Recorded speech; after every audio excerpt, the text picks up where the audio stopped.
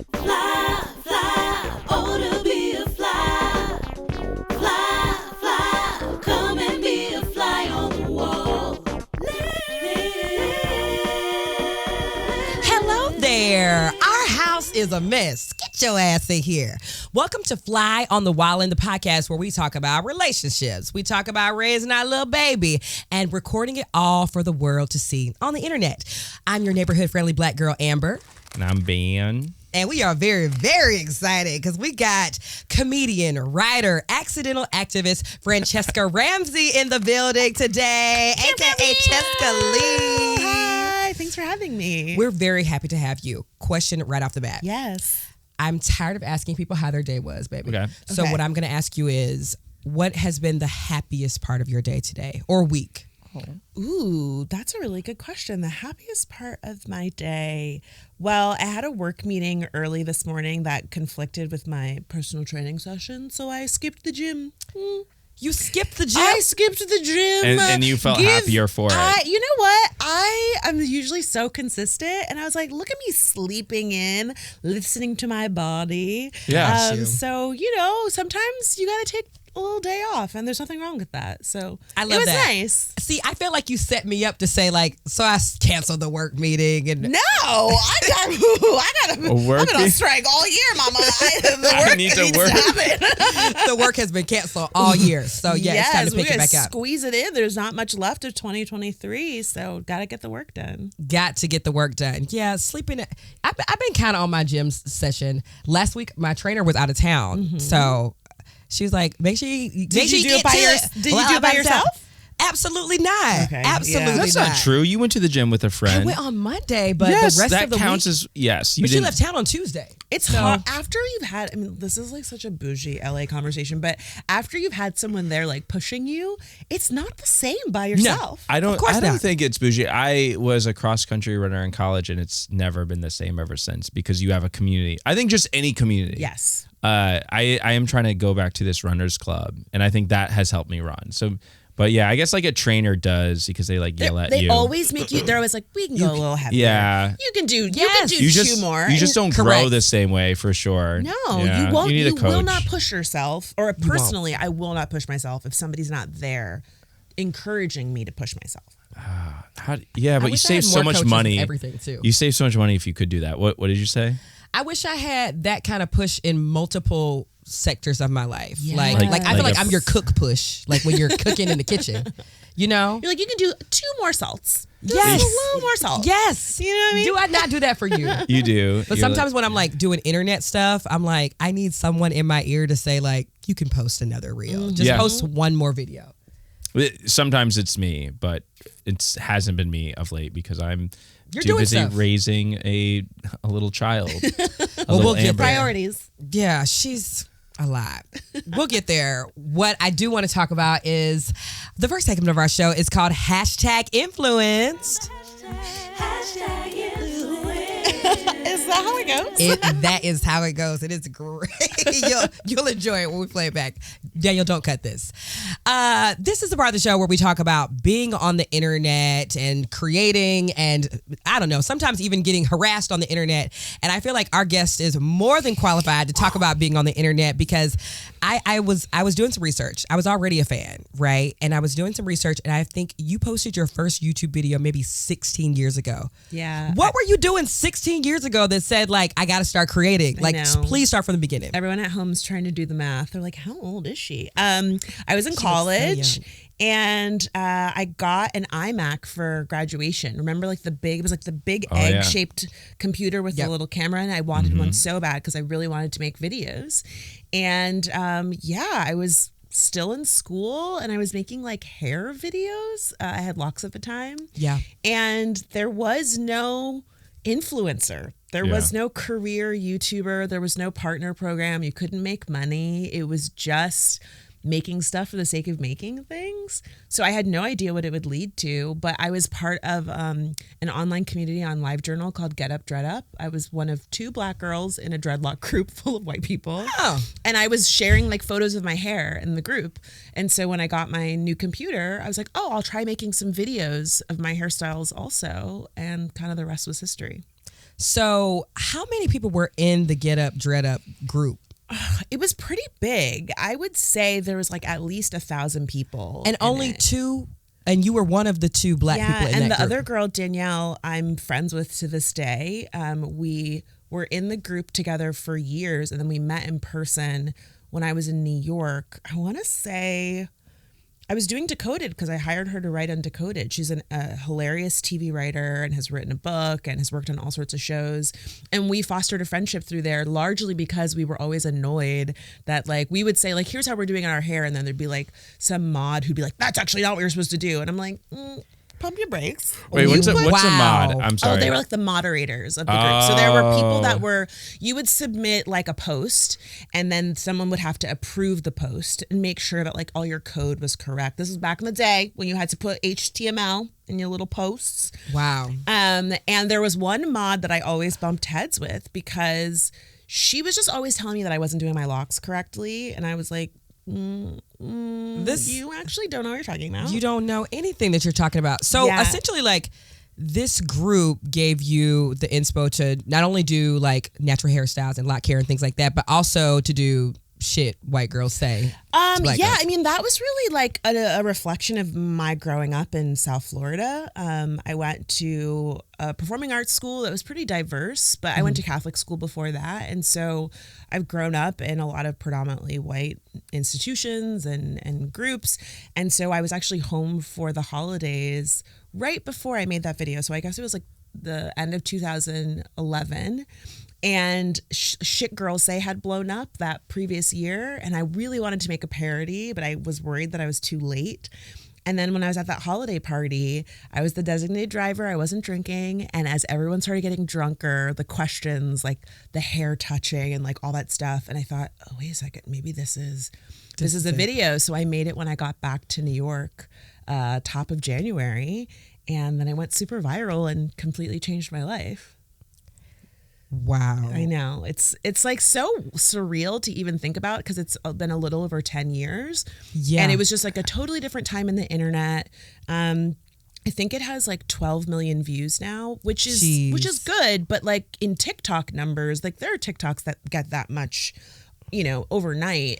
But Still, for me, it was huge. Don't settle yourself short. Yeah, well, That's not big. as many people were on YouTube back Right. then as well, right? It was sort of this new, like, bizarre world. Yeah, right? it really was. Because I had a few videos do well before that, but nothing that had hit 1 million views. So it was really huge for me and just started this global conversation about race that I was not prepared for at all.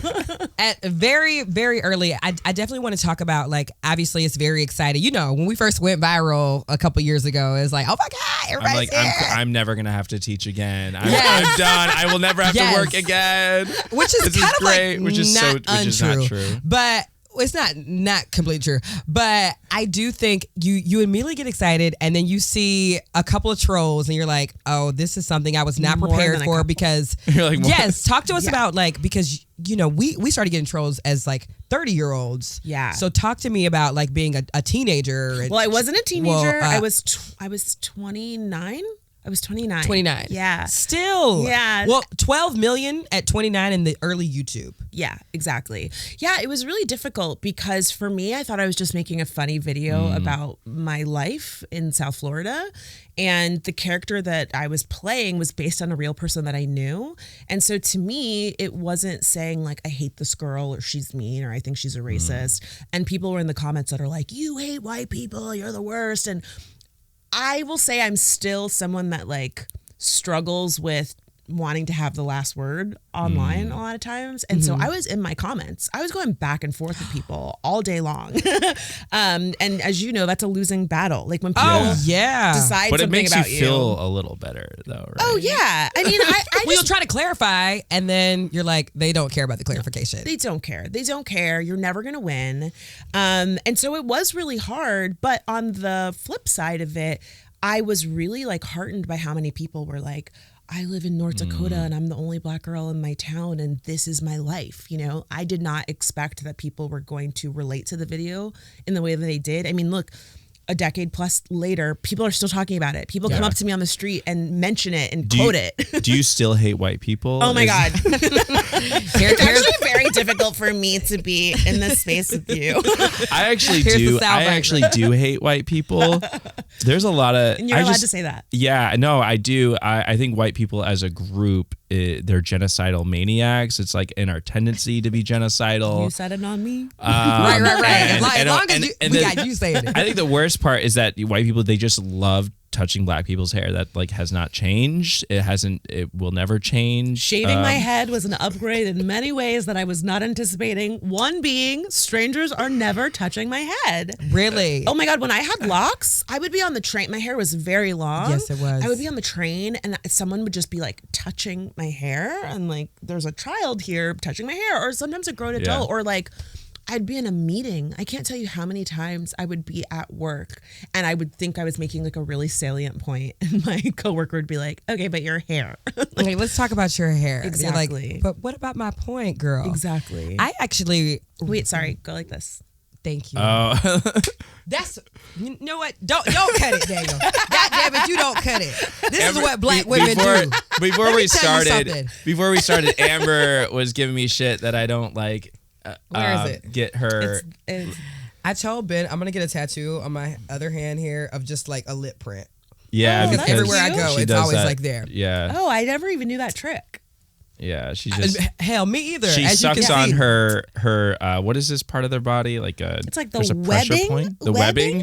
Yeah, the webbing. Our little. This is we evolved.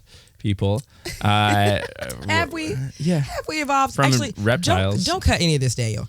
Here's the thing about it. The other, I want to say about a couple of months ago, I was at the airport and I was taking Wild to the bathroom with me, and I promise you, a white woman was behind me in line, just twisting her little ringlets. And so now I'm having like with Wild? Your baby's with Wild, just a little old white lady, you know. And I remember being like, this is where her I'm like, first time. I would cut off her hand. You would cut off a little old white lady's hand. It is what it is. I hate white people. Yeah, but I remember thinking like, this I would not do that. That's a joke. Like she's biracial, but it's like this is where it starts. Like so when people ask like, when's the first time you remember someone touching your hair? I remember thinking to myself like, I'm gonna tell Wild like this happened to you at like 15 months old. Just like it's just so pretty and so fun. And I was like, what are you doing? Yeah, don't touch my baby. I feel like there's a market for just like black dolls for white people. They're like, who needs a doll when I can have the real thing? They're like, you just like give them black dolls with black hair. It's like twirl this instead. Yeah. It's like stimulating. I don't know. Oh my God. Yeah. It's this sense of like ownership of like all things are available for my consumption at all times. Because I don't know if this has been your experience, but there was always this moment of like, if someone started touching my hair, that I would have to like delicately tell them not to. Because if you dared to say to someone, I remember I had just curled my locks and they were so cute. And I was at VidCon. You guys remember VidCon? Oh, yeah. I was at VidCon. I was at a party and this woman was like, can I touch your hair? And I said, she was putting her hand out and I said, I would rather you not. And then she was like, well, then you shouldn't do all these cool things with it if you don't want. She flipped out. And we're at like a conference, you know, like I'm there as talent. And I think she was like working with an agency or something. And it was this moment of like, now I have to like navigate this to make you feel better about the fact that you can't keep your hands to yourself. Let's I want to switch a second because you do more like modern stuff. We're talking about the videos you made. Yeah. But I did see a recent video where you're talking about walking your dog. Yes. And that you were accosted by this man and like you were doing a similar thing of like making sure, but one of the comments described it as like women have to do mental jiu-jitsu to make sure that you don't say something. And at one point you were like, no, I don't want to hug. Yes. And then he flipped out at me. Yeah, this man on the street tried to hug me. It's literally the same thing. Yeah. And I was trying to get out of the conversation with him because similarly I was like, I don't know this man. I don't want him to know where I live. And, you know, he's obviously like hitting on me and I'm trying to like, navigate this in a way that keeps me safe. And at one point he like reached out to hug me. And as soon as I said like, please don't touch me, he was like, whatever, baby. And just started you know. You're the ugliest bitch in the world once you tell him that. Hello. seconds You're ago, lucky. you You're was trying lucky. I wanted to hug you. And, Yeah. You was trying to hit. Yeah, like you ain't even that fine. They love to say you ain't even that fine. You're like, then why were you talking to me? let's roll the clip. Yeah, exactly. So it was really. It's unfortunate that so many of us have had that similar experience, and same with, Shit White Girls Say or that video or any time that I share experiences about my life. My hope is that people feel seen and they feel affirmed. Like, sure, there's humor in it, but sometimes just knowing like, oh, I'm not going through these experiences in a vacuum and other people are. Because when it happens, it's this moment of like, it's like The Office, right? Where you're like, is anybody seeing this happening? And then there's no one around, and you leave the situation thinking like, did I fuck up? Is this my fault? But then maybe hearing me or somebody else say like, this is my experience too. It's like very validating. And that's the beautiful thing about the internet. Yes. And reading comments. It's so beautiful. Like people, it'll be the most minute thing that you're like, I'm sure I'm the only person in the world that does this thing or thinks that this joke from this 1970s niche documentary is funny, and people are like, I love that one. I saw that one too. Yeah. Have you ever made a video in all the years of making content that you're like, okay, they really didn't get it? Like the vast majority of the comments didn't get me or here, or is it typically overwhelmingly like at least the 80 to 90%? Like they with it. I would say like when things go viral, it's usually 50-50 because I'm sure you've experienced this. I think the thing that people love most on the internet is telling you that you're wrong about something. A little bit. So, maybe there's a reference that's incorrect. I'm a terrible speller, so sometimes there's like typos in my captions or something like that, and people will catch them. Or, I'll get someone's name wrong when I'm talking about a reference or something like that. So it definitely happens. I will say, because I'm very sarcastic and sometimes I can play things really dry for comedic effect, sometimes those things don't land and I end up being like, oh, you think I'm serious. You think you don't see that this is a joke.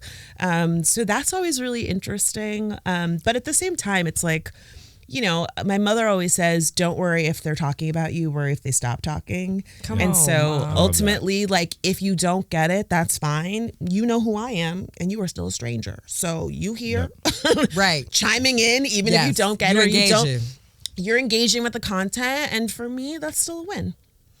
Yeah, don't you remember feeling like that in the early times of making content where I was like, I mean, in the very beginning, I would be, I like comedy and I like sketch. So I saw me and Ben as like, oh, this is kind of like a 2-man improv show. Right. You're the straight man and I'm the dramatic character. So in this scene, let me go really big. And people think it's real. Read comments being like, what a bitch wife. How dare she? You're like, well, I wrote to be the bitch. They're not wrong on that account, but just for different reasons. For different reasons. Got it. But the writing of it, I will also say that I think a lot of times people don't realize like you're intentionally making choices. Right. Like this is a joke. Like this is a bit. We set this up. Yes. I edited this.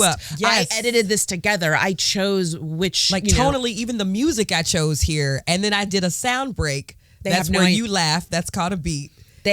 Most people have no idea. And I feel like that was really revealed to me during the writer's strike, because there were so many times where, someone from a show would say like, I'm on strike for this reason. And the comments would be like, that show has writers. The show is bad. It's like, yeah, everything has writers. Yes. I know it doesn't matter if you don't like it, but like the person who's introing the segment is reading material. Like the actors are not coming up with things off the top of their heads. But I also think that that's like a testament to the content being really good. That if it's really well done, effortless. It feels effortless. And I would say like full circle moment. That's why everybody thinks they can be an influencer now, because the ones who are good, can we talk about that? The ones who are good, you're like, oh, I can do that. I can put a camera. I can just turn a camera on. It's like, okay, good luck. You let me know in 4 or 5 years after you have your viral moment, if you're able to stay consistent, if you're able to transition your content off of social media, if you're able to continue engaging your audience, not be a one-trick pony.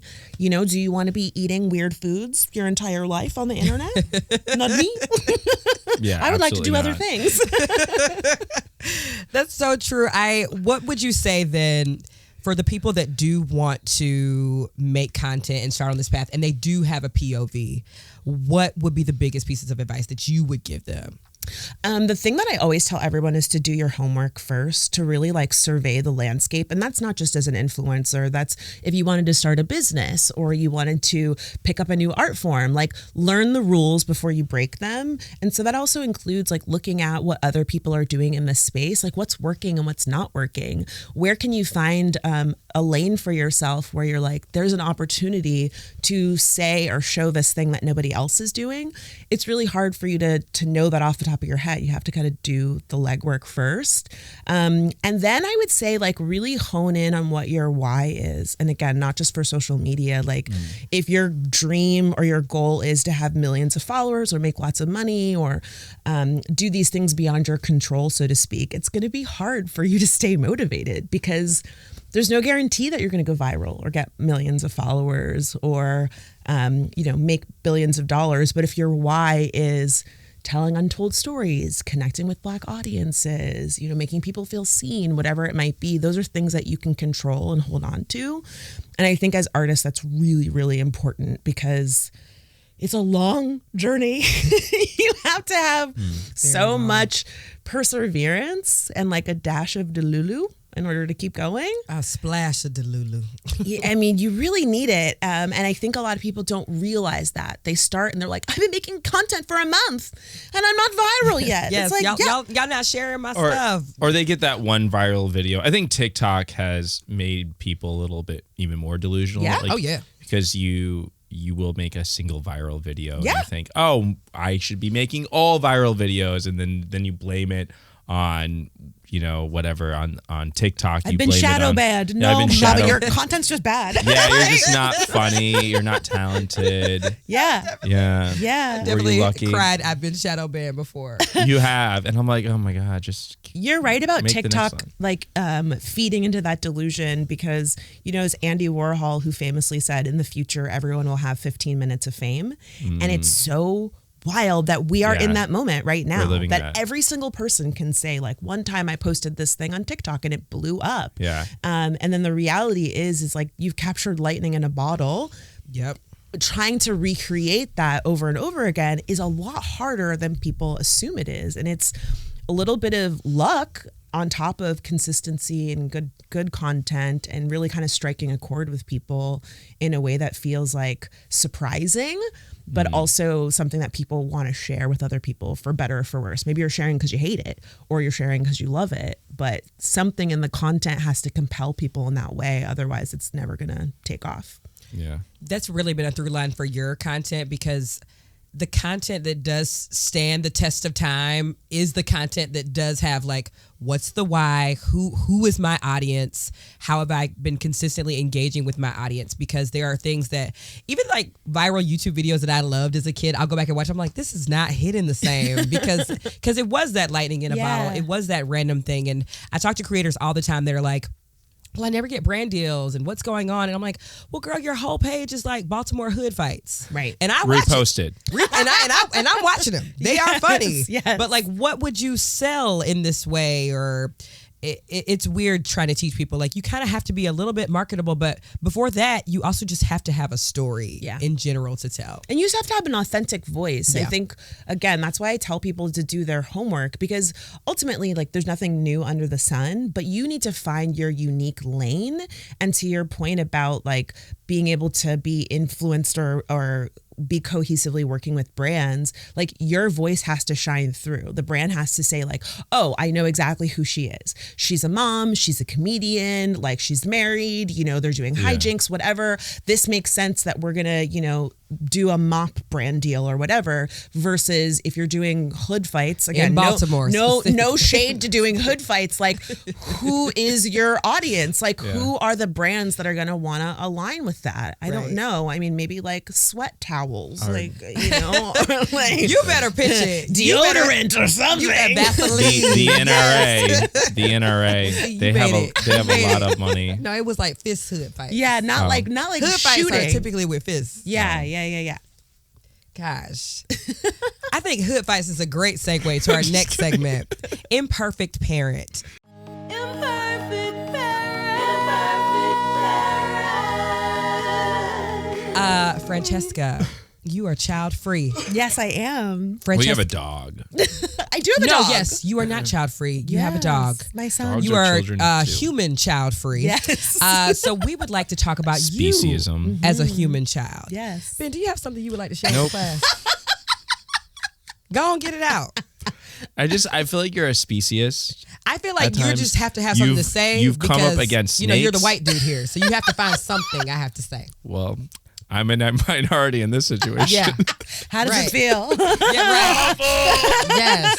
I'm joking. Tell us about your plight. Oh, it's so hard being around two beautiful, wonderful black yes, creatives. yes. Yeah, you better turn it. Throw the compliments in there. I know. I love you. But I do want to hear about a young, talented writer. Like, I love thinking about you like in your room with a crayon writing a script or something. With the Moesha theme music in the Yeah, background. like,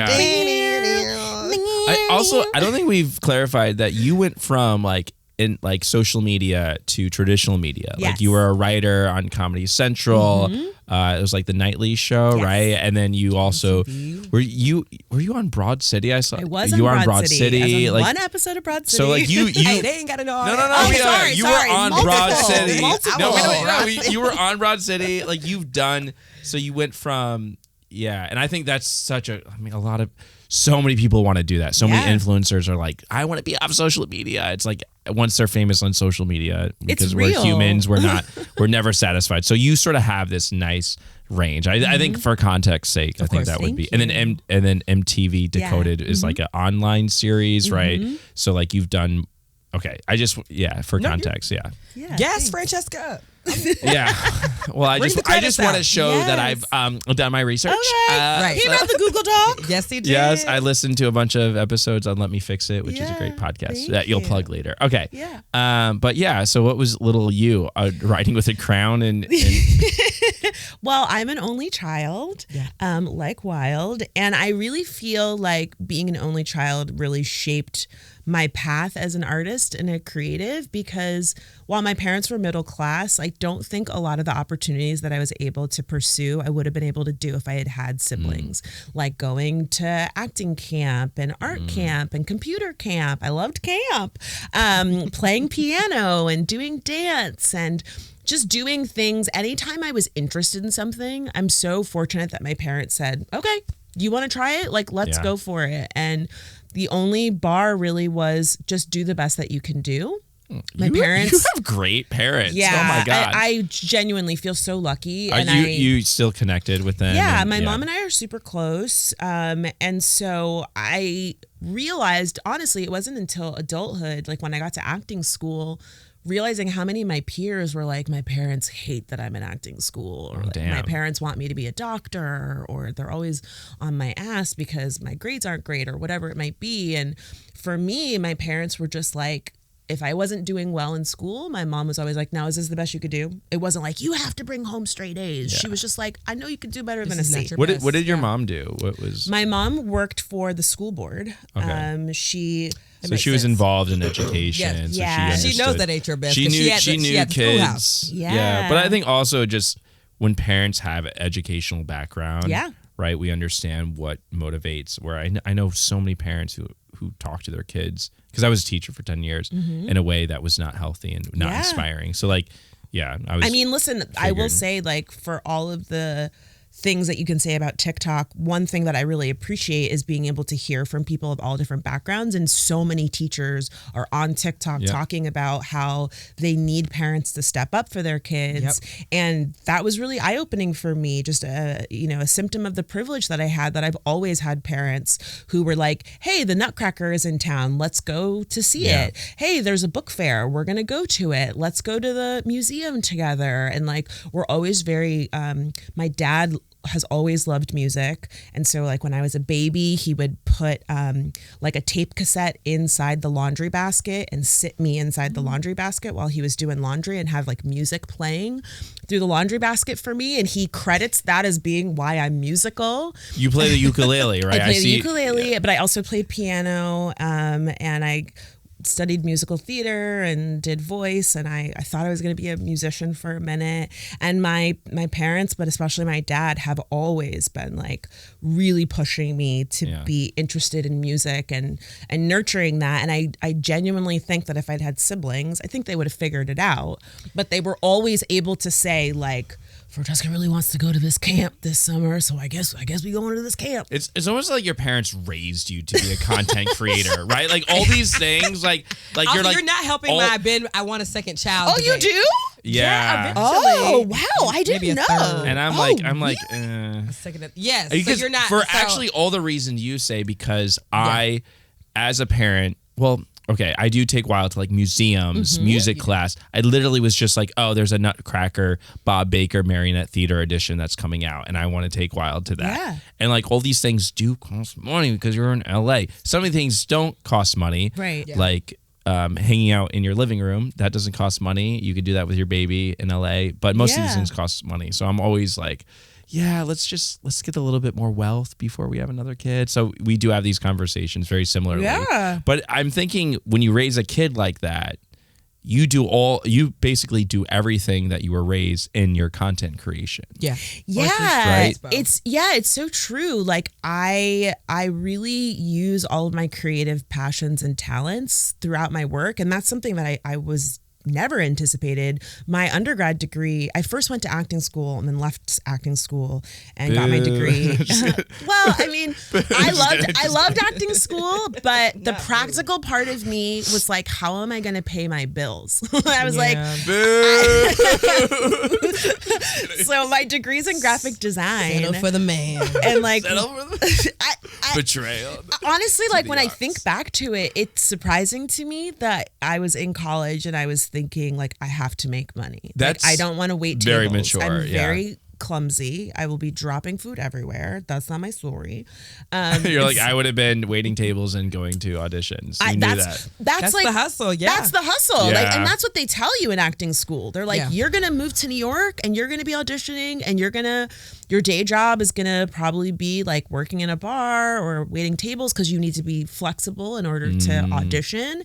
And for me, because I was out of state and I took out all these loans, I was like, this is not gonna cut it for me. Yeah. And I got a job working in the school of public health, like uploading files to their website. I had like a little web background. I was like, I think this could be my job. So I studied graphic design. And while I'm not a graphic designer today, like my home is to differ. Yeah, you sort of use like in the home design, like clothing design, like graphic design perfectly pairs well with content creation, social media, I had no idea. And like YouTube came out while I was in college, and I remember making YouTube videos and my classmates and my teachers being like, "Why are you doing this?" And I was like, "I don't know. That's it's fun. hilarious. It's fun." They That's didn't so get it. Funny now. They don't. The idea, like the when people don't have vision, like you're like, no, you gotta stick with me here. This is gonna be something. Yeah, I mean, and to be fair, I didn't know it was gonna be something. I just thought it was fun, and I missed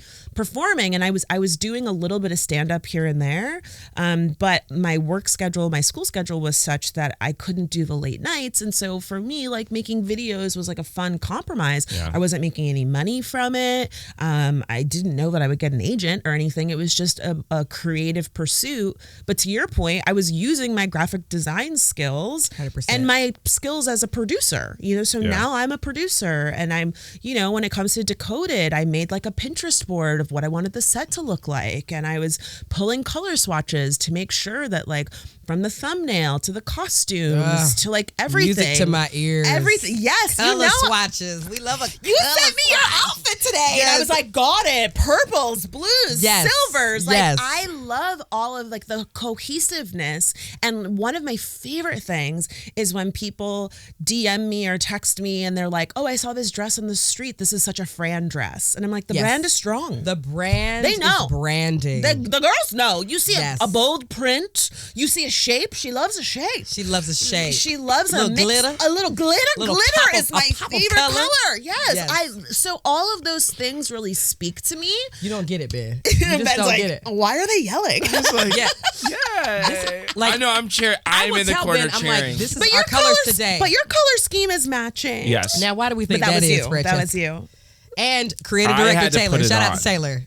Yeah, Taylor. Yeah, we are creative director. I love that. I have a great. Now I know how to raise Wild appropriately after this. Yeah, I mean, I think it's just a matter of whether your kid is artistic or sports inclined or mathematically inclined or whatever. It's just like it sounds so basic, but just like listening to your kid. And I realize that unfortunately so many people don't do that. They say, no, they don't. You don't have a choice. Yeah. Everybody in this family is a doctor. You are going to be a doctor. And like, okay, maybe you end up raising a doctor, but is that somebody who like really wants to do that? Are they going to spend their whole life unhappy? Like, if you cutting open my stomach, I want you to enjoy it, right? Please. Not like begrudgingly, like, I wish I was an artist. Like, yeah, exactly. Like, I should be on stage somewhere. And so I think just like giving yourself and, you know, your kid permission.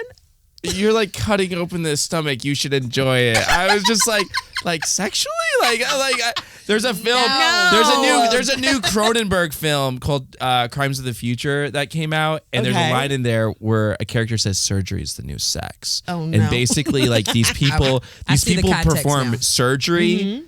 And then they like watch it like they're watching like a live sex show. No, I just mean if you so I had that image in my head. Sorry, so I need to clarify. Welcome to Big like, Brain, everybody. You should enjoy. And I was like, I guess like the scalpel is the phallic symbol, and then the peeling and anyway. Sorry. Well, here's the thing: there are all sorts of professions that don't speak to me. But there are other people that are like, I love doing this. I wake up every day and I'm excited to like, you know, be an electrician and help someone who's having a circuit breaker problem or whatever it might be. I just made that up. I don't know. Circuit breaker problem. Honestly, we just, the fuses have to be changed inside the circuit breaker. And they're inside expensive. there and they're like, I'm getting my whole life doing this. And right? the problem solving. Yeah. And that's what it should. I can see that. And that's what it should be. And I think, you know, maybe if you think, okay, I want my kid to be X, Y, and Z, maybe just giving them the freedom to see other things out there might end up leading them back, because the reality is you can say, this is the thing I really want to do. And then when you start doing it, it doesn't really speak to you. It's not really. Like, let me just try it. Trying it. I also love like when I think something that frustrates parents is when their kid wants to be something like a little bit more fantastical. Mm-hmm. And even today, I'm like, no, they actually can be a witch. Like if you like from tarot readings to like playing a witch in a show, like you like there's nothing now. Like if a kid made a poster and was like, I want to be a ninja when I grow up, it's like, okay, there is a show called American Ninja Warrior and there's kids CrossFit gyms. Yeah. Like there's literally a pipeline to every single thing, except for, you know, the videos that you see online where this like little white girl's like, I want to be a black woman, please. And you're like, well, no. I mean, Rachel you could create an avatar. You could play a video game starring a black character. And you could live out that fantasy that way. Or again, I am pushing these little black baby dolls that I'm going to start selling. You can buy one of these, produced by me. They has a new line of black baby dolls coming out at the middle of next year. What the fuck? That's so fucked up and stupid. That's very bad. The next segment of our show is called the I do's and don'ts of relationships. I do. I do.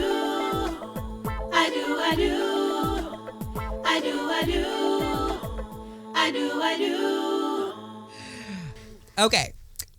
Yes. So this is your reminder that we do have the Fly on the Wallin advice hotline that we want y'all to utilize. And we have 2 great voicemails from that hotline today. If you don't know, remember the number is 1-833-FOTW-311. And it's like 911, always open. Yes, it is. I'm trying to find a joke. Maybe Franchesca can help me with the joke. It's always open. It's like the hotline is like sex with me is like a hotline. I don't know. All right. We'll move on She's until I find the joke. Stand-up comedian, folks. I know, right? My improv is a little rusty. I was like, what's always open? Legs. What's always open? Okay.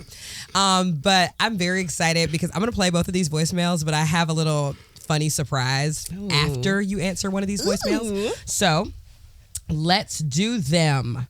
Here is the first one. Hello, I'm calling to get some relationship advice.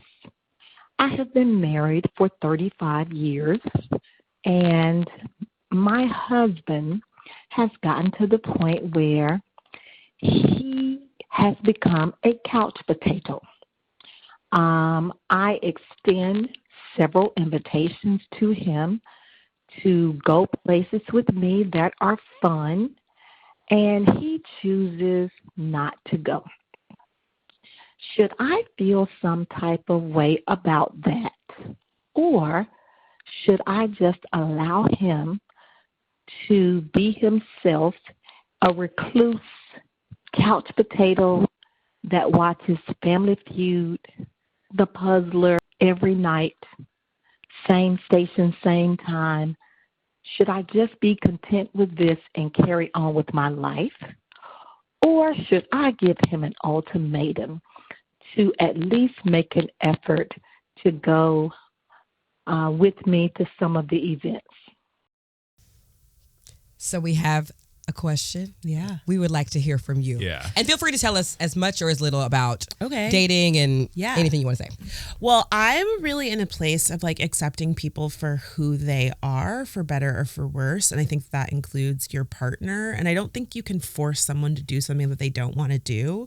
I would say maybe to make an effort to like meet your partner where they're at. Like instead of inviting him to things, like ask him what are things that he wants to do. And I think, you know, as much as it's nice to have shared activities that you can do with your partner, if your partner doesn't want to go to the museum or do whatever those things are, like building community and finding the friends that want to do that, I think is really important. I'm of the mind that ultimatums don't work. Yeah. Because like at the end of the day, you have to want to do something. And I think maybe if you can express to him, like, I really like spending time together and I want us to do more of that outside of the house. And like, here's some ways that we can spend time that I'm looking forward to versus you need to do this, because like that doesn't really motivate people to do things. Yeah. I feel like Perfect ultimatums always engender, even if it gets the person to do it, always engenders bitterness. Yeah. And, Some resentment, and yeah, resentment. Also, engengers is a great word. Yeah. Thank you for using it. Did I say engenders? You said in Genders? yeah. Engenders? Oh, I thought I said engender, but I might have said enginger. Well, I liked both versions. Engengers and engenders. Engenders. Yeah, but even like it's just sorry to It's like. a good word. No. I'm a word person. I love words. I do. Except Amber and I were getting into an argument because I do like to swear a lot. She's like, don't you read? I read like 2 books a week. She's like, don't you read a lot of books? And I'm like, there's a lot of swearing in my books. Again, you've been given no context, You're reading Francesca. filth. Yeah, I'm swearing in front of our Swearing 1.5 in front of year the old. baby Yeah, who yeah. is now picking up She's language. like, fuck, bitch. And I'm just like, and I know who she got that from. They're because great Ben will words. stub his toe and have to say every word. Yeah. But back to the question. And back to the You answered that so beautifully and Yeah. so poised. Thank you. I'm very excited because I kind of set you up a little bit. yeah, she said. I did set you up a little bit, but you Okay. passed with flying Oh, colors. good. Okay, good. So we had tons of voicemails in the queue.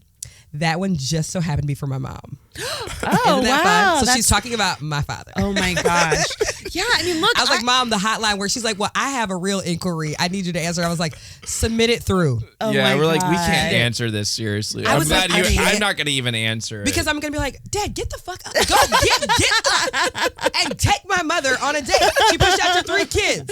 But I needed you Yeah. to have no context. That's a great, yeah. Yeah, I mean, look, and the thing is like maybe the things that she's suggesting are things that he doesn't want to do, but like when you give him space to say like, what is the thing that like you really want to do? Maybe he wants to like, I don't know, freaking play paintball or something. And it's Yeah. something that your mom just hasn't suggested, and she doesn't know that it's something that he's actually interested in. We didn't have to pull his leg at all to take him to the Lakers game. Right. Right? He Well, loved- my mom and you said also he didn't moves want a to lot. go. You said that Because he didn't want to take off work. he didn't remember? want to come to LA. Yes, but he didn't want I to take think off once work. we got to LA, he was like, absolutely. Yeah. Yeah. Yeah, and to be fair, my mom moves a lot. Like she was Yeah. literally in like St. Croix like 2 days ago. And she's like, I think I'm gonna go to St. Thomas in a week. And I'm like, okay, Ma. Like she likes to travel. She likes to do fun things. But She's he a party does. girl. I definitely think that he can make an effort if she said like, hey, you need to go to 2 events a month with me. Like Yeah. what I like the part about it being something that interests him, because I think that Yeah. is a little bit of what they're missing. That's- but I'm just that's- so yeah. I was so excited that you did it. Like he likes if you- if Family you would've- Feud. Maybe He that's does. a Live live taping taping, of yeah. Family Feud. Oh, he would be obsessed. Like, you know what I mean? If that's what he's interested in, like, meet him where he's at. What are the things that he's watching? Is there, they often have like those special traveling shows for like cars or Comic-Con or whatever. He likes stuff like that. He doesn't like to walk around or like the a Family lie. Feud theme bar. He would eat. Or absolutely love a or maybe pop-up. like a trivia night at a local restaurant. Like, what are the things he's interested in, and how can you infuse the things that you're interested in so that you can do them together? Or if it's maybe he doesn't want to go places, do a trivia game night at home and like turn it into an event. Like, let's get dressed up and maybe there's like clues around the house or something. You know what I mean? Like, do something that's like fun. And Francesca's just down for the games. I just love. I this is the thing.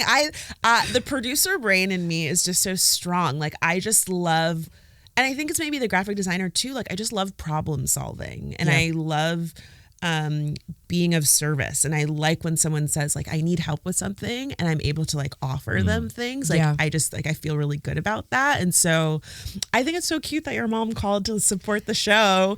You're like, I with a serious inquiry. Yeah, but very serious. Because she could have easily been like, hey, Amber, man, just so y'all know, here are my notes. And I also think it's really cute that she didn't be like, dude, leave this dude. Because I would have been like, oh, I should probably tell her. No, I mean, I don't think this is, not that this isn't like a serious thing and she has like valid feelings about it, but I don't think this is like a deal breaker. I mean, I would say like, if you're not able to find stuff to do together, like get your girlfriends and y'all go to the shows together and do all those things. Like, you can still be a good partner and not necessarily have all the same common interests. I think it's like meeting people where they're at. And sometimes you just realize like, my partner doesn't like these things. I have certain friends that don't like certain things, and I'm not going to try and fit a square peg into a round hole. Like, that's just not who you are, and like that's okay. I love that we love different things, because then I'm like, I know Ben hates reality TV. Oh yeah, so I don't have that's to the quickest deal way with for her to clear me out of the room. Yeah. He will see it on and exit. I'm like a drunken dad at like a Cowboys game. Like when reality TV comes on, I just start yelling at the screen because they make me so angry. And I'm like, I'm not a reality person either. I don't understand how people develop these relationships. It makes me mad. I'm like, we are devolving. This is like the worst part of human traits. Anyway. But you need those people, because those people kind of like watch us. For the same reasons. It's like produced, and it's like, I feel like I'm in the home. And but I it's also a little think heightened. that's like every art form, right? Yeah. I'm sure like when talking pictures first came out, they're like, talkies? Who needs to talk? You're like, I need a silent movie. That's how they talk back then. They're That's like, exactly I need a silent film. The world is going to shit. That is or like the YouTube. You're like, why are you making videos on YouTube? You're like, wait for it. It's every time there's something new, there's going to be somebody who's like, I don't get this thing. Yes, I will. Yes. You'll concede. I'll concede. All right, we have one more question here. I promise this is not. And you love giving advice, so this is perfect. I'm ready. This is not from a family member of mine. This is a different question. Okay, this one's actually a friendship question, because we do like to do romantic, work relationships, all things. Friendship question coming in hot. Hey, I'm a 24-year-old Black woman living in the DMV area. I go by she, her, hers pronouns, and I'm calling to get some advice on a friend group, the church friend group. Recently, singer-songwriter Lil Nas X expressed that he was entering his Christian music era. Along with releasing a snippet of a song he's writing, this information made it into the Instagram group chat. People began questioning the post, saying, this is not on my bingo card this year, and God is working on him. Now, I'm someone who would identify as bisexual or somewhere around there. I currently have a boyfriend who obviously knows, but I've never told this specific friend group that I'm bisexual, in the fear of how they would react, and basically how they're reacting to Lil Nas X. I did speak up in the group chat saying, like, what's wrong with this? And I was met that his answer was mockery, and he knows what he's doing. We know that, along with Doja Cat with Paint the Town Red and Sam Smith with Holy, Lil Nas X has made some questionable music and creative choices in his imagery and his music videos. Essentially, I'm asking for advice on how to maintain friendships with homophobic people. Ooh. Initial thoughts. Okay, my first thought is I don't think you should have important conversations via text ever. I think if it's an important conversation, especially if it's a relationship that's important to you, it should always be in person or over the phone or over FaceTime. I think text is just way too open to interpretation. I also think one of the hardest parts of growing up is realizing that certain friends are only meant for a season. And I think a lot of times people mistake longevity or quantity for quality. Like, I've known these people for 20, 15, however many years. And it's like, okay, but if those 20 years have not been great, or if the last 5 years have made you feel like shit, like those are not people that you should hold on to. And I think that that's really hard for people to hear. I would not want to continue to have any sort of relationship, romantic, professional, or platonic, with someone who does not value my personhood.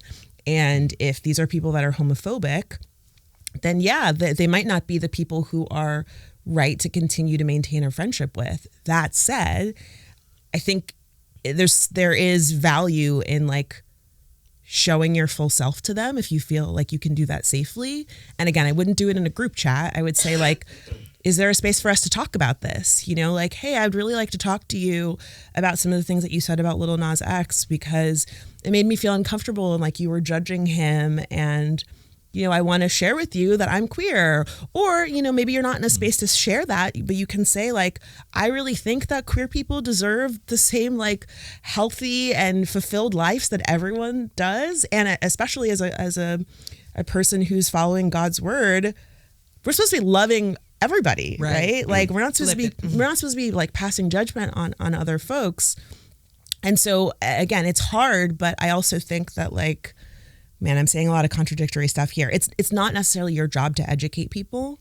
And like, if you don't feel like you can take that on, it's okay to let certain relationships like change. It doesn't mean that you like hate them or love them any less, but like your best friends from childhood or your best friends from church cannot be your best friends forever. And that's okay. You're only 24 years old. Like you have time to meet all sorts of new people who like accept and love you for who you are.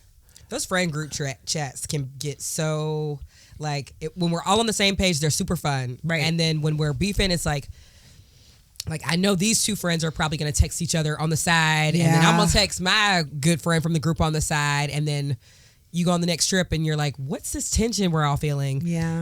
It's so funny when you watch like old Star Trek episodes, because I have to relate everything back to Star Trek. Of course, like they never texted. You know, the future was we're all going to do video chats, right? And when you read sort of 1970s, 1960s science fiction, they're always like, and we had a quick FaceTime call because you can see people's facial expression, you can hear their tone. But now no one would have ever predicted that we would just send messages, because that would be going back to the Morse code in a lot of ways. Like, and it's funny how that has just shifted, that now we communicate. It's just baffling to me that we do have serious conversations. Yeah. And at the end of the day, like, at first I was like, where are you going with this? And no, it's really true. Because I always watch like the Twilight Zone and things like that. And they'll be like, it's the year 2023. And like, we should be able to freaking,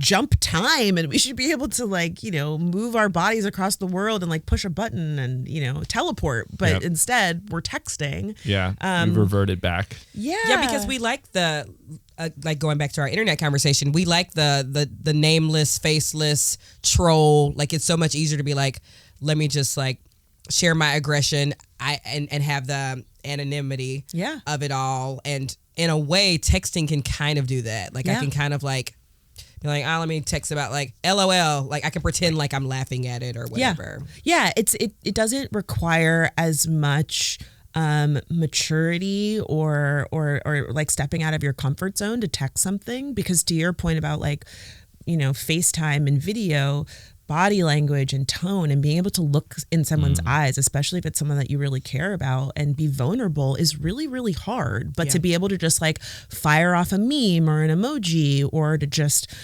say something passive aggressively, or just say something completely different from how you feel, versus if we're in person, I can get a read for you and I can say, well, something else is going on there. How do you really feel? Why is the Lil Nas X joke that I made getting under your skin, versus over text? I don't know how you actually feel about it. I always think of like there's this term, Greek word, miseo. It's like deep, intense hatred. And so I always think about homophobia. There's like, I feel like there's levels of homophobia, right? Sure. And you mentioned like you don't want to be around homophobic people. But I'm like, okay, if they're a little homophobic and they're not homomiseo, which is like a term I think I coined, but it's like hatred, like eventually all homophobia leads to homomiseo, which is like deep rooted hatred, which stems from fear. But there are certain homophobic groups who are just, they're scared because they don't understand in the same way. I would consider it in the same way that my 1.5-year-old is scared of doing something, or she's scared of like a person dressed up in a costume, right? It's like you literally have, this looks alien to you. It's different than everything. And those kinds of people you can actually address. So I think for this person, I think sort of gauge like what level is their homophobia? Is it something that is addressed? Has it turned into homomiseo where they're saying vitriolic hatred, hateful kinds of things? And I think, because I think everybody, like I always go back and forth. Like you said, like we don't owe certain people, but I'm like, then who does? You know what I mean? It's like something I think about a lot because I do have homophobic people in my life, but I say my homophobic people just for a very specific group of people, and I can't like most of the people in my life. Yeah, I mean, And or when I say like you don't owe anyone education, I mean ultimately like yes, people have to learn and grow, but I don't necessarily think that it's like the job of oppressed people to teach people to like validate them and see them as whole humans. I think like in this instance, yes, absolutely. Like talking to your friends could maybe expand their minds, like especially because they do have a relationship with you, and maybe if they don't know any queer people and they have a very specific, narrow viewpoint of what being queer is, maybe realizing that you're queer might be opening their eyes. Right. At the same time, I think that it's like straight people's job to check other straight people. The allies. Of course, the allies. Yeah, of course. It's your job, because at the end of the day, there are a certain subset of people that are never going to be able to receive the information for someone that they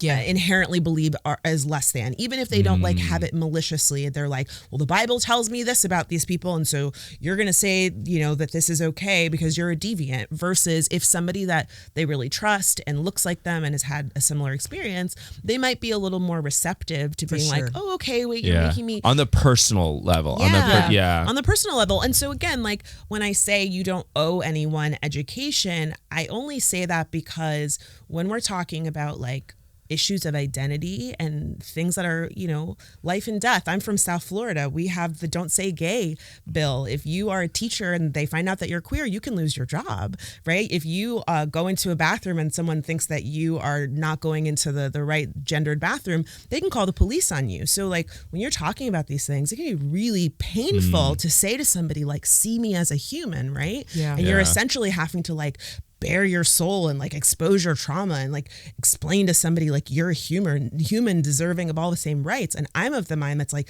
you don't have to do that work. Like you're allowed to say like, you know what? That is a lot of work. I'm gonna peace out. Yeah. That's a lot of work. I'm leaving. Well, there's also, and going back to your point about just calling and talking, there's also a potential world. And again, I'm not like, you know your friends better than I do, listener, caller.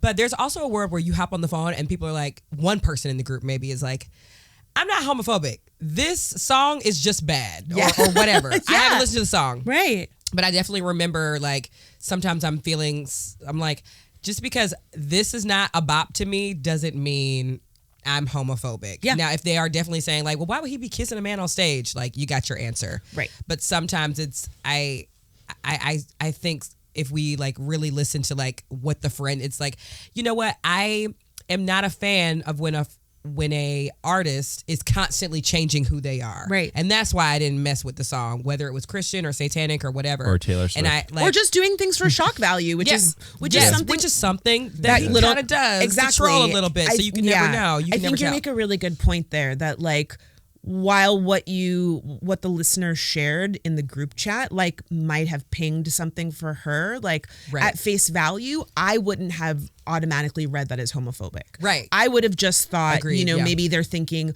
he's using Christian imagery in a way that doesn't sit right with my spirit. I feel like it's sacrilegious. I feel like it's disrespectful. Yeah. Again, you know your friends better than we do. Of course. But that's when talking to somebody matters, because face to face, when you've got text, you're reading into it, you're adding. My best friend Delana and I have been saying you're knitting a sweater. You know, you've got this thing, and then you're like, oh, it's all here it is. And now they hate gays. I love I had a philosophy professor. I've said this to Amber before, where he's like, I never said I stole the money. And if you put the emphasis on every single different word, it means something. Sentence. Yeah. So I never said you stole the money. I never said you stole the money. I never said you stole the money. I never said you stole the money, right? Every single implication. I never said you stole the. Yeah. Doesn't really make sense, but I tried it. It is a different version. It's a different sentence. Yeah, it's a different sentence. But like literally the same exact sentence has a different meaning every time you say it. Right. Like I implies someone else never did it. Right. I never implies that it did not at face value. I never said it means that you implied it. Yeah. And then I never said the money implies that you stole something else. So because I could definitely see myself in the chat saying something like, I felt similarly when Miley Cyrus is changing her outfit every week or whatever. But I mean, I'm this sure is there a church. are, This is the church friend group. This is the church friend group. We can assume ill will sometimes. It's not the Episcopal church friend group, because the Episcopalians love the gays. All of them. Well, I will also Episcopalians, for the most part. That's great. Not the Anglicans. We don't fuck with them.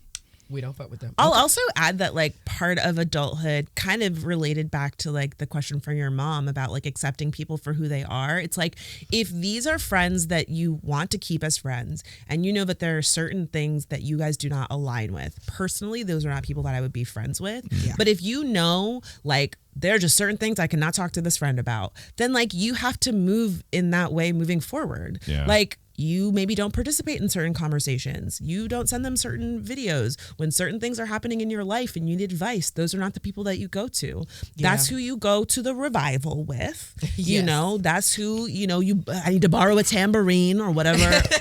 Y'all do. Whatever the Christians do. I never lent my tambourine out. Holy water. You got some. Yeah. Exactly. You need a statement hat to borrow.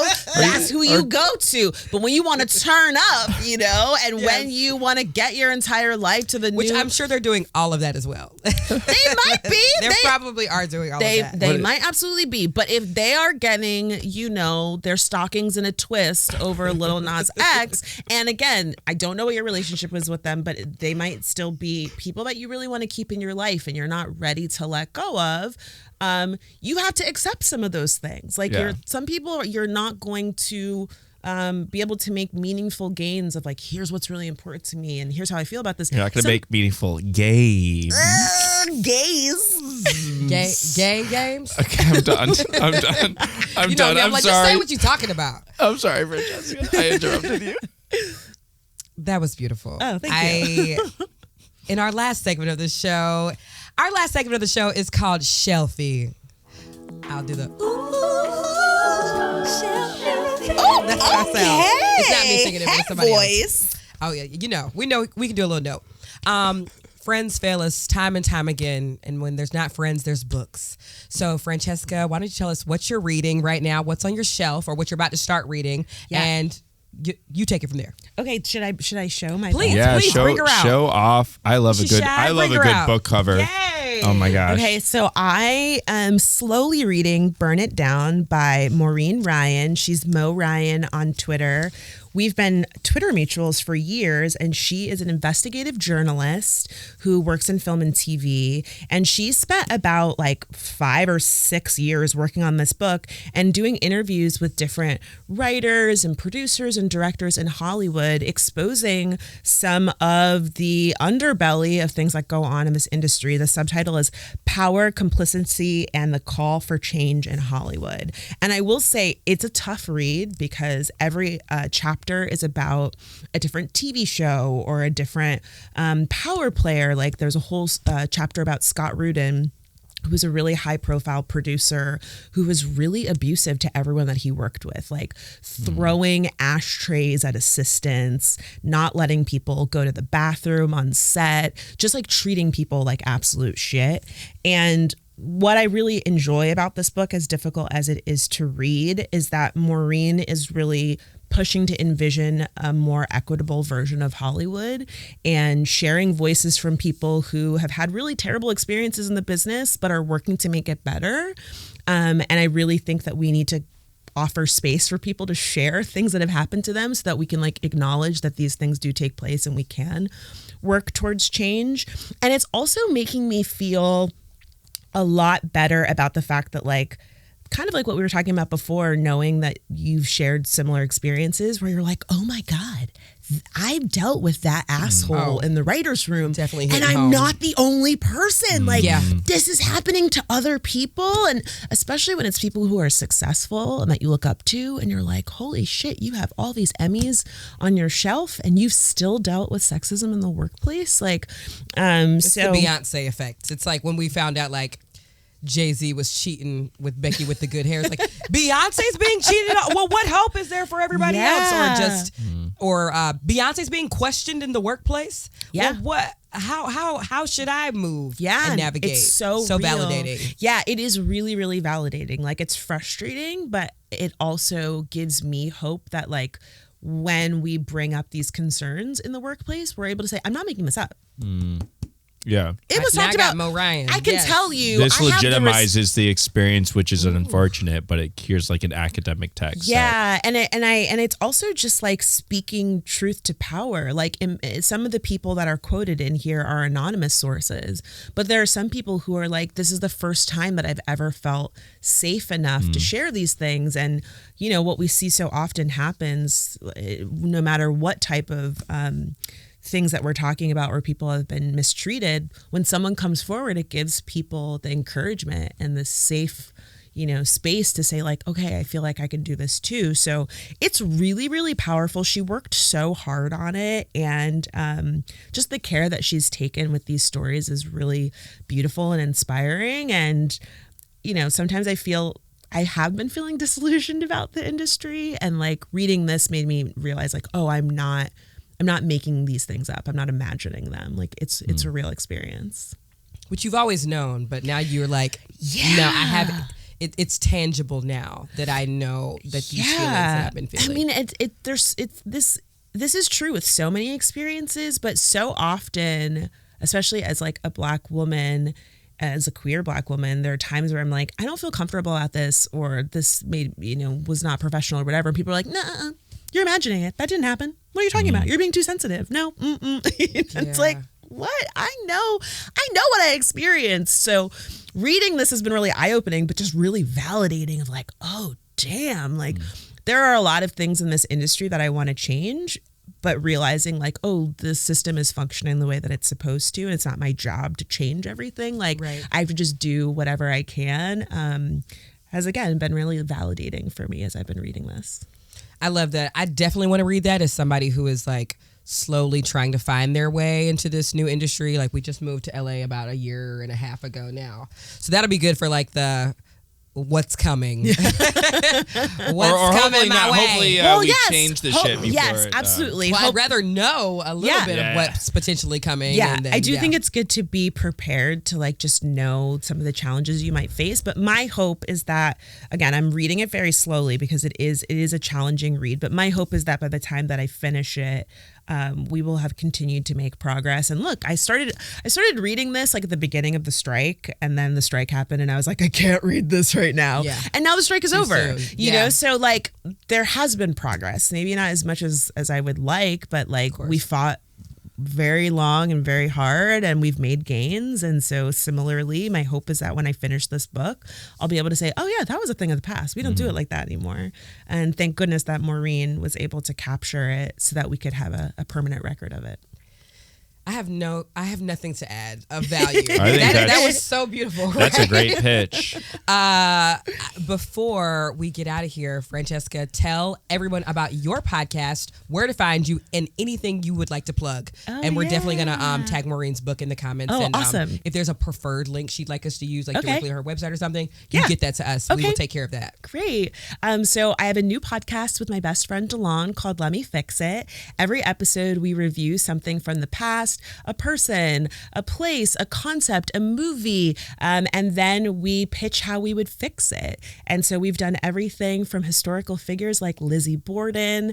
We have an upcoming episode about the fall of Blockbuster. We've done some career stuff. We did Jussie Smollett, which was really fun. It's very proactive. It's very, we love getting suggestions from our audience. And so we've just been having such a great time with it, and the response has been really positive. And I just quit Twitter, so you cannot find me there anymore, but I am on TikTok, and I'm on Instagram. Just search for Cheska Lee or Franchesca Ramsey. And Threads, are you on Threads? I am reluctantly on Threads. I mean, for me, I'm trying to like lessen how many social media platforms I'm on. Fair. So, people were asking me, are you going to join Blue Sky? Are you going to get on Discord? Are you going to do all these different things? And I was just like, I really don't want more places to like invest my time and energy. I'm trying to do less of that. But I'm launching a Patreon next year, which I'm really, really excited about. I'm going to be asking you for encouragement and advice because I know you're like Patreon queen. I got you. I got your back. You know that. Yeah. And there's stuff I can't talk about, but follow me on social media so that when I'm allowed to talk about certain things, I can. You can get updated. Yes, we know something y'all don't. Francesca, what can I say? Thank you so much for having me. This was is so awesome. Inspiring. Oh my God. You're like such a mentor. Yes, yes. My God. You've got such a professional setup. And I will little say, fake plant here. It's wonderful like watching you host. Like as someone that's like worked as a host, and I know how hard it is. And I think for most people, when you are really good, they don't realize how hard it is and how much your brain is having to do like 10 different things, from the doc to the camera to the, the taglines and the segues and all that stuff. It's like been such a delight to get to watch you work. Like you're really, really talented. Oh, we gotta go. Just about talented. We got to go now. Everyone, thank you so much for listening to another episode of Fly on the Wallin. Here's your outro music. Go follow Franchesca on all the things, and we will see y'all next week for the show. Bye, y'all. Bye. Bye. You know they're from TikTok, cause those laughs keep you coming, cause they're wildin' all the time. Before wild throws a tantrum, listen to our